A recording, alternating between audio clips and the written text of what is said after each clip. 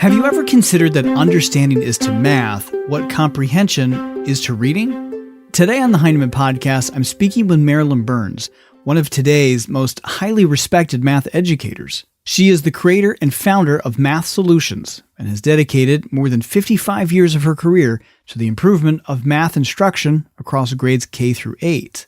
Marilyn has taught in the classroom for many years, written children's books, led in-service workshops, written professional development publications for teachers and administrators, and created professional development videos.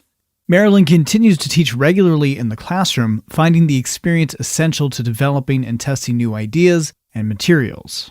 I recently sat down with Marilyn to talk about her work in interviewing math students. Marilyn has been developing a new digital interview tool with Heinemann called Listening to Learn. We started our conversation on how teaching reading and math are alike and different. Well, I've been thinking about that question for a long time. In some ways, there are similarities in that in both of the areas, in reading and math, we're trying to help children learn to bring meaning to black marks on paper. And so I'm astonished that when you read things that literally black marks on paper will evoke huge emotional responses in me and hopefully in kids too. I'd like to think the same in math without it being just negative responses. But I think there are differences as well. Read is a verb. Like we want kids to read, but we don't want kids to math. Reading requires the ability to decode, after which you have access to all the books in the library of the world. I can even read Spanish. I don't always understand. So the comprehension part is so important. So in reading, it's accuracy and fluency and comprehension. And in math, it's similar. We want kids to be accurate, we want them to be fluent, and we want them to understand. And in math world, we don't use the word comprehension, we use the word understanding, but basically I think of them as the same thing. But I think there's a difference, and I'm not sure about this. In reading, the ability to decode depends on learning the system, learning what the sounds are, having some skills to attack words, having ability with sight words. And in a way, that's kind of social convention learning. You have to be taught that from an outside source. We're not born with the ability to decode words on pages. But in math, it's all based on logical structures. Kids come to school knowing that 1 and 1 is 2. They learn the counting part. Those are words, but young kids count in kind of weird ways. But they have an understanding of some of the mathematical relationships that they've encountered. They sometimes have wrong ideas, like my half is bigger than your half, but the ideas in math are rooted in logic. So the logic and the learning about the symbols and the equations, the black marks, are kind of meshed together. And I think in reading, I've seen kids who can read even accurately and fluently and have no idea what they're reading. So they're similar and they're different. And I think the people who are devoted to thinking hard about math and people who are devoted to thinking hard about reading, we can learn from each other. I'm not sure we always do. Oh, absolutely. Well, with comprehension in mind, if a student in math has memorized math facts, how can that be misleading to a student's proficiency? We all memorize our times tables, and you really need to know them from memory if you want access to them. It's really laborious to say, okay, 7 times 6, let's figure out 6 times 6, or whatever you have to go. You need to know 7 times 6 is 42. It helps you reason mentally with numbers. It helps you make estimates. It's a part of what you need to know. But without understanding, that kind of memorizing isn't going to serve a child very well. So I suppose the same is true in reading. Like you want to memorize the sight words and you have tact skills to get them, and you want that to be as fast as possible so you have more fluency. But the difference in math, it's different somehow. It's kind of hard to make sense of it, but I think that the understanding is always, the logical underpinnings are always there in all aspects of math. So for kids learning how to write numbers and count and without reasoning, it's not going to work. It doesn't work for them. You had a couple of tweets go viral recently, and I'm going to paraphrase the two of them together here, but essentially one of them said, correct answers can hide confusion, while incorrect answers can mask understanding. What is happening there? What I have seen on paper and pencil assignments and quizzes are correct answers that when I talk to a student about what they're doing, it doesn't seem to be any understanding. It's kind of like the dumb luck approach. interviewed a boy about comparing fractions. And he said 1/4 and 5/6. He said, without question, 5/6 is greater. That was my question, which is greater. Now, if that was on a worksheet where it would have said circle the greater fraction, he would have circled 5/6. I wouldn't have learned anything. Then I said to him, well, how'd you decide? He says, well, 1 is far away from 4, but 5 is real close to 6. I'm thinking like, whoa, that was interesting. But I didn't ask him as a follow-up, which I kind of wish I did. What if I had asked him about 5/6 and 6/7? They're each 1 away. How would he figure out which was the greater one there? There's always a way to keep probing and pushing, but I would have assumed from the worksheet that Michael understood comparing fractions, and I would have been woefully misinformed. And that really gets to the power of interviewing. Why is interviewing so important? Interviewing is important because I really get a window into how a child is thinking. I sometimes say to kids when I'm interviewing them, I'm going to ask you to explain your reasoning. If I could, I would like open up your head and look inside and say, oh, that's how you're thinking, but I can't, so you'll have to tell me. So I'm really interested because how you explain your thinking will help me understand you better, and that'll make me a better teacher. So let's go. So the interviewing is always about how did you figure that out? Even when a kid is right, or especially when the student is right. I think in classroom, my early teaching, you would ask a question and a child would give an answer, and then you'd say, are you sure about that? Or would you say that again? Or it's the hint, like you got it wrong, kid, go back to work. So I've shifted that in interviewing where we ask the kids how they think, whether they're right or wrong. We don't ever give any feedback about whether they're right and wrong. We could talk about why that's important, but it's a question of hearing how the student is making sense. Math is all about making sense. And I think that too often students think that math is about following the rules. Well, and you take, in your interviewing process, you take the emphasis off of getting the right answer by focusing on the thinking. Well, yes, but I'm careful about that because the right answers are important. So sometimes people say, well, the answers are important. It's more important how they think. No, the answer is important. Well, what the answers are important because like sometimes we ask kids for an estimate or sometimes you have to be accurate. I think knowing when you have to be accurate and when an estimate would suffice is part of learning. But whatever the question I'm asking, the answer that I get is my first indication into what a student knows, but I don't stop there. I've got to find out what the student really knows. So the answers are important, but they're not the holy grail. I'm not looking just for the answer. I'm looking for answers and explanations. Like in reading, I'm looking for can a child read a passage accurately and fluently, and can they understand what they read? When we think about interviewing, someone might compare it to a running record. They might compare it to conferring. Interviewing is different. You know, I think it's similar and different in both of those situations.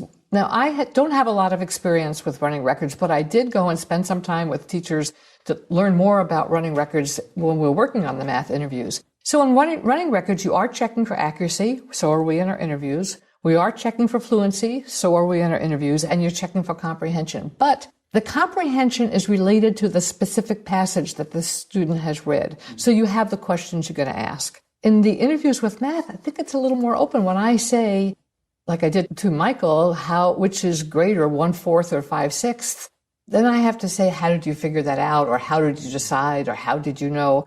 And I don't know what the answer is. With the running records, you kind of know what you're listening for. I want to not pay attention to what I hope he would say and listen to what he might say. So it's similar, but I think it may be a subtle, but I think it's a profound difference. One of the things that's very special about your interview style, you stay in the silence. Why is that so important? I learned about wait time years ago, and it affected my teaching amazingly. Like ask a question and then shut up. And I think as teachers, we talk. And so if I stop and give kids time to collect their thoughts, then they have time to collect their thoughts. Otherwise, I'm the one who's doing all the learning because I'm doing all the talking. Whoever is doing the talking is probably doing more learning than the person who's listening because you're working it out in your head. So I've learned in my classroom teaching about wait time. I've learned about ways in the classroom to make that wait time productive time when kids are thinking. And so it seems natural in an interview situation, especially when you watch the kid, you're sitting face to face, you can watch them thinking. Their faces are scrunched up, or they're kind of sub-vocalizing, or they're tapping, whatever they're doing. As long as the kid's involved, why would I interrupt the child? It's fascinating. In the moment, It's not hard to do because you're sort of curious about what's this kid going to come up with. But sometimes I've rewatched interviews on videotape, and then we have plenty of opportunities for teachers to see them. When a child sits for 20, 22 seconds, that is a long time. That's the amount of time we're supposed to be washing our hands that we're worried about the coronavirus. That's the time that I learned yesterday is how long it takes to sing the happy birthday song twice. Yeah. Let me tell you, that's a long time to sit. Because I was interested in showing teachers some of these examples of wait time, and I'm thinking like, well, that would be the most boring professional learning session. It's like watching paint dry. Yeah. But you're not. You're watching wheels turn. I've become comfortable with silence. And through listening to learn, you're showing us just how vastly different every student processes, how every student thinks. Talk a little bit about how different each student can be. So here's a question that's our first question in our interview 3, which focuses on adding and subtracting, and interview 3 is numbers within 20. Interview 2 is numbers within 10, and then 4 and 5, the numbers get greater. So the first question is, how much is 4 plus 9? Well, the reason we selected that question is because when we started asking that question, we were amazed at how many different ways kids came up to solving that problem. Ways that I had never even thought were possible. From the kid who starts with the 4 and has to count on 5, 6, and gets all the way up, maybe to 13 or not. It's a risky strategy. To the kid who says, well, look, I'm starting with the bigger number 9. Or a kid who says, well, 4 plus 9, 9 and 1 is 10. So every time I think I've heard it all, a kid comes up with something. This girl says, okay, I take 4 and 4 is 8. I'm thinking, well, all right, kids know their doubles. Where's she going with that? So 8, and then I took the 4 out of the 9, so there's 5 left over. So 8 and 2 more makes 10, and then I had 3 left over, and it was 13, and it's like, oh, girl. Yeah. So I showed that clip to a lot of people, and they say, well, what do you do? Because it's not particularly efficient. I said, she's 8 years old. Every child has a right to be 8 for a whole year before they have to be 9. That's her thinking. She made sense of mathematics. I'm ecstatic. So what is our takeaway from that in terms of what it means for classroom instruction? Yes, one of the things that I think many teachers are comfortable and excited about doing are number talks. Kind of mini lesson discussions, 15 minutes at the beginning of the class. One possible way for number talks is you put out a problem like 4 plus 9 and you say, well, what are all the ways we could think about figuring out that answer in our heads? And in our heads, there's nothing to do on paper and pencil. You're just going to have to count. So one of the things in number talk, put up the problem 4 plus 9. You might say, how many different ways can we think about this? And then I want kids to hear and learn from one another. I want a community of math learners. So when the child does the counting on, I want to honor that. I want to put it up there on the board and say that's where Abel did it. But when the little girl Hennessy's took out the 4 plus 4, I want to say, oh, this is how Hennessy's did it. Something happens in those number talks. I had a kid do something that's when in those areas of like, I never thought about this. He took the 9, he took 1 off the 9, and he put it on the 4, and he changed the problem from 4 plus 9 to 5 plus 8, and he said, that's 13. I'm thinking like, all right, yes, that's right, but I still to this day don't know. Did he know was 5 plus 8 his friend and 4 plus 9 wasn't? It's sort of like the fact that he was compensating in addition, saying if I take 1 off one add and put it on the other, the sum stays the same. He didn't verbalize that generalization, but that's pretty sophisticated mathematically. Why do we want students to develop number sense?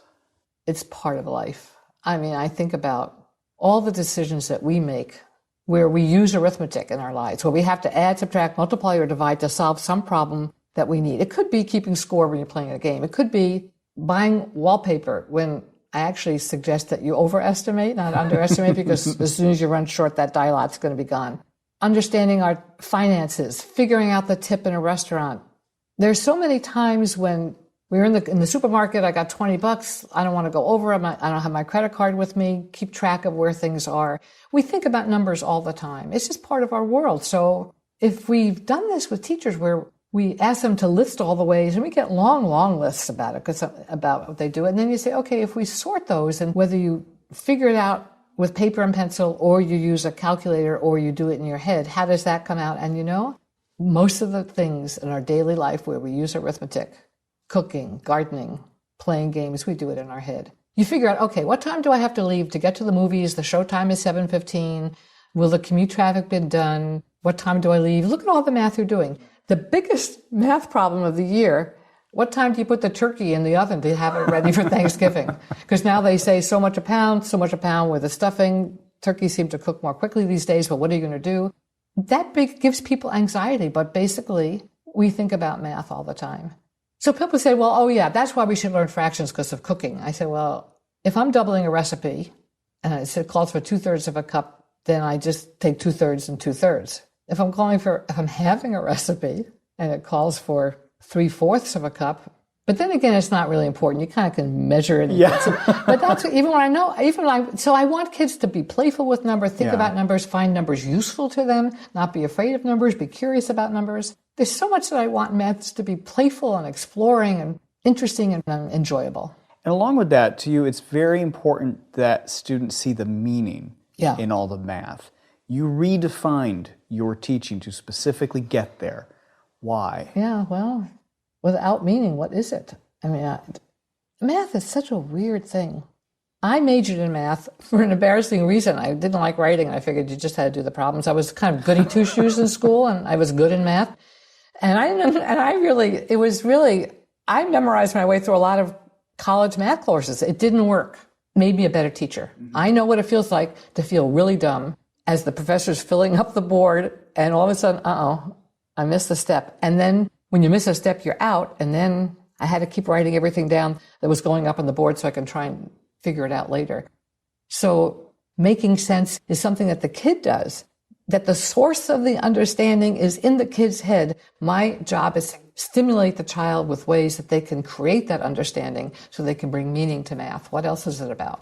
I mean, selfishly as a student, I would be that student that would say to the teacher, why are we doing this? Yes, and for many teachers, it's hard because they learn math by, yours is not to question why, just invert and multiply, and get threatened or annoyed at the kid who says that, whereas you get thrown, and I get thrown by questions. A kid, third grader, was convinced that 90 was an odd number because it had a 9. And so I said, Braden, I can still see his face over me. I said, I'll get back to you tomorrow. I got to think about this. I really want to think about why did he think that? Well, 9 is an odd number and the 90 starts with 9. It must be odd. So I could have said, no. If the 9 comes first, it doesn't count. The 0 is an even number. Then I realized many teachers I've asked, is 0 even or odd? And there are people who aren't sure. Or maybe it's neither because it's kind of that pivot number. So we all know what that flutter is. I don't get it. Well, and you can see us thinking there, even in the question. Yeah. I love that. Kids are my laboratory. They never fail to amaze me and surprise me. How did the role of mental math come in? Well, that was part of the common sense thing. When you realize that everything you do in life is mental math. I think everybody, reading, writing, arithmetic. That bothered me so much as a child because arithmetic didn't start with R. Writing didn't start with R, but it sounded like it. But it bothers me now for a different reason. It should be reading, writing, and reasoning. Because arithmetic is, I don't want it to think of as what we do with paper and pencil with following algorithmic procedures. Algorithms are important. They have an important place in mathematics, but I want the reasoning to be the leader of it. So it's the reasoning, and that requires thinking mentally. But I think that as teachers, we're under a lot of pressure to send home work. And I know there are many teachers who give their kids their work packet at the beginning of the week, and they have all week to work on it, and there's a lot of practice, and it's a good way for kids to practice their skills. But what do you send home if you're doing mental math all day? The parents are going to think you didn't do any math, especially if they say, what did you do in math today? And the kid says nothing because all they did was talk and reason and exchange ideas. So I think that workbooks and textbook pages have really not encouraged teachers to give mental math the due it deserves and requires. How do students react to your interviews, to the interviews themselves? When we develop these, I often go and borrow a class and ask the teacher if I can interview some kids. I'll go and introduce myself to the kids and explain my usual thing. I can't open up your head. I can't look inside. And kids are like a little nervous. And I've always said to the teacher, don't give me like your top kid. Don't give me your kid who everybody knows is really having a difficult time with it. Just give me a regular kid. I take the kid out and they come back and everybody's like looking and the kid comes back and we have fun. When do kids get all this attention? This is a person they don't even know and I'm friendly and and we're going to talk about this, and I'm interested, and they come back, and sometimes I have kids come back, they say, that was good, and then they're all raising their hand, take me, and it's, I have never met a kid that didn't want to be interviewed. I remember one time a kid did not want to be videotaped, and he whispered the whole thing, which I thought was a very creative solution to this avoiding my videotaping him. But I don't know. We've been teachers for a long time. As, you walk into a classroom and we know how to relate to children. We know how to deal with mobs of children, and we know how to deal with individual kids. So come, we're going to have a conversation. Help me out here. Marilyn, you're developing a new project called Listening to Learn. You call it a new digital interview tool. What can you share with us about it? Well, I've been interviewing kids for years, and I want teachers to have the experience of really finding out what their students understand and encouraging them to do interviews. And the reason that it's a digital tool is important because what I've figured out is it's hard to listen and learn. You have to learn to listen in order to listen to learn. And that means really hearing what a student says and capturing that. But what am I going to do with that information? As I've thought about it, and it's kind of embarrassing to think it was later in my career that I thought about it, there are certain reasoning strategies that became evident to us as we interviewed kids that we want kids to be able to have access to. So if I think about addition and subtraction as a content focus, which is separate from multiplication and division, or then fractions and decimals, or even before that, some foundations. If I focus on addition and subtraction, I want kids to be able to decompose numbers. I want them to understand the inverse relationship between addition and subtraction. I want them to be able to break numbers apart into place value parts. I want them to use benchmark numbers. I'm rattling these off, but we have the 10 reasoning strategies that we want all kids to have access to in order to be able to add and subtract mentally with numbers within 10, 20, 100, and 1,000, the same 10. This is not a lot. And once I figured those out, I said, wow, this is pretty slick. But when I ask a kid, how much is 4 plus 9? The child's answer that I want to help teachers is listen to what the child said. And we have captured all the different ways, over 1,000 kids that we've interviewed, of how they answered, and we give them. So this one is most close to that. Then we take, in the digital tool, which I couldn't do otherwise, is the heavy lifting of mapping the kid's explanation onto one of those 10 strategies I just said. So I want all teachers to know the 10 strategies. I don't want you to teach the strategies as if they're separate, isolated skills, because something will always emerge as connected to more than one strategy. If a kid says, well, 4 plus 9, okay, I'm going to start with the 9, and then I'm going to take 1 off the 4, make it 10, so it's 10 plus 3. The kid is reversing the 2 add-ins, so it's demonstrating applying the commutative property. The kid is using the benchmark number of 10. The kid is decomposing numbers within 5. I mean, they're doing so many things. We capture all that. So what the digital tool can do, which has got me so excited, is it can tell you which of those strategies the student has demonstrated. And I can look across my class and say, which of the strategies that kids seem to have access to and which do I need to spend more time with? That is truly information that can inform my instructional decisions. Well, that was what I wanted to ask you next. What can a teacher do with this tool in their teaching? So we were interviewing a third grade class and we found out that none of the kids used the inverse operation. For example, 11 minus 9, that's within 20. A kid may count back 11, 10, 9, 8. It's a risky count back strategy, but 11 minus 9, like 9 and 2, it's 11. That's the inverse that I can use addition to solve a subtraction problem. I have had kids, when older kids, you ask 1,000 minus 998, it should be slam dunk 2. For some kids, it isn't. So imagine if you had that information about your entire class of who had chosen to use the inverse relationship to solve problems because it was the most efficient. Now, if a kid says to me, 1,000 minus 998, okay, 1,000 minus 900 is 100, 100 minus 90 is 10, 10 minus 8 is 2.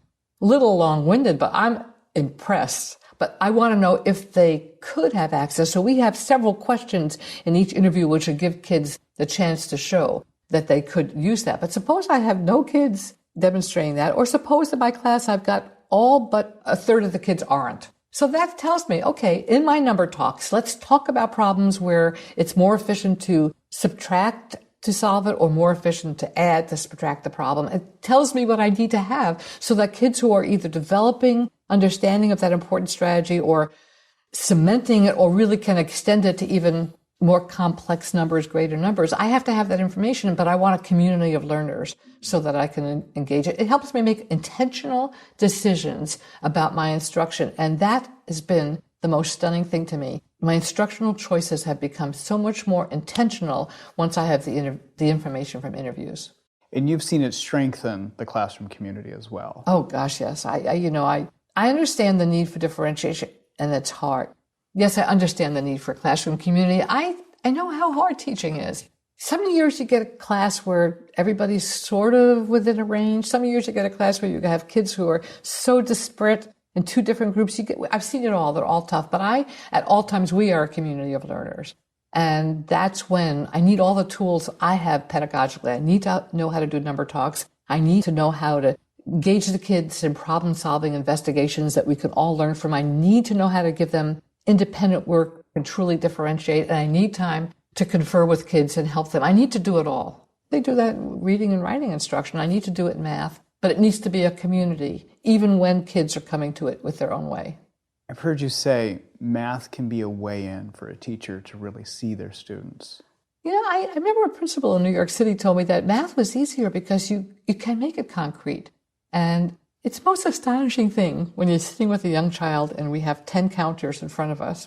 I agree with the child, agrees we have 10. And I say, watch what I'm going to do. And I take one of the counters away and I say, how many are there now? Some kids have to count them. Other kids will just say, well, 9.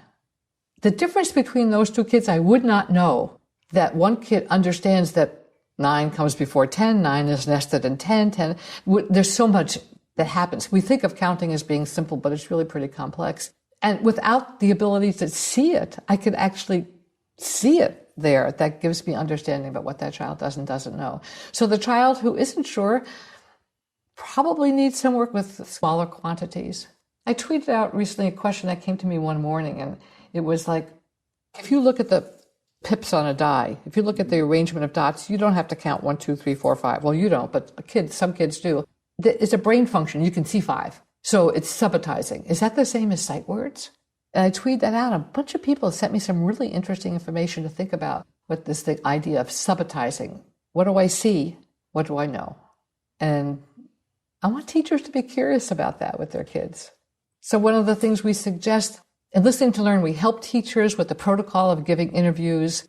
We interpret the students' explanations and map them onto the strategies. And we also provide some what next instructional suggestions. Teachers have their programs and those are their default roadmaps for instruction. But we give some suggestions, like it's common for many teachers do dot patterns where you show kids random dot patterns, sometimes few enough to see if they will. You just sort of show height, take a quick look. But if you have a bunch of them arranged in such a way, a quick look where you can't subitize that many, but you could see perceptually a group of 4 and a group of 2, and you'd say, oh, that's 6.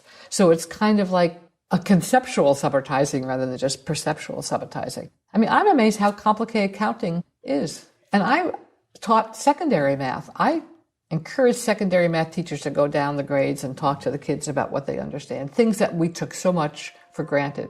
When the professor in the math class said it is now obvious that, I was the kid to whom it was not obvious. Our thanks to Marilyn Burns for her time today. If you'd like to learn more from Marilyn, visit her blog, marilynburnsmathblog.com. Or you can follow her on Twitter at mburnsmath, all one word. The Heinemann Podcast is a production of Heinemann Publishing. It is produced and edited by Steph George. Sound mixing by Steph George. Our creative producer is Lauren Audette. And our executive producer is me, Brett Whitmarsh. To learn more about the Heinemann Podcast, visit blog.heinemann.com. Thanks for listening.